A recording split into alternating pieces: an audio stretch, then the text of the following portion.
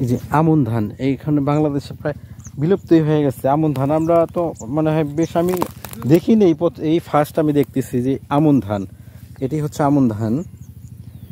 এটা বর্ষার সিজনে এরা লাগায়, বর্ষার পানিতেই অটো হয়। আগে শুনছি আমন ধানের কথা, এখন বাস্তবে দেখলাম যে এটি আমন ধান।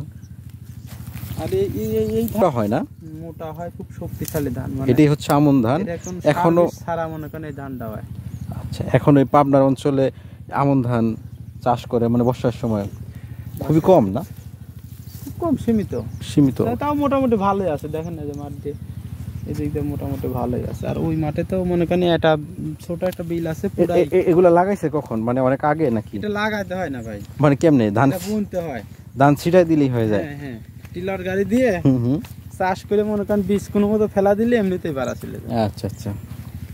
এই যে সামনে দানা চড়ানোর সিস্টেমটা দেখেন, ওই যে এখানে যে পেঁয়াজের দানা চড়াচ্ছে ওইদিকে, মানে তারপরে পেঁয়াজের দানা চড়াবে, ওই দানাগুলা দিয়ে আবার পরে পেঁয়াজ লাগাবে। ওই দানা তুললে পেঁয়াজ।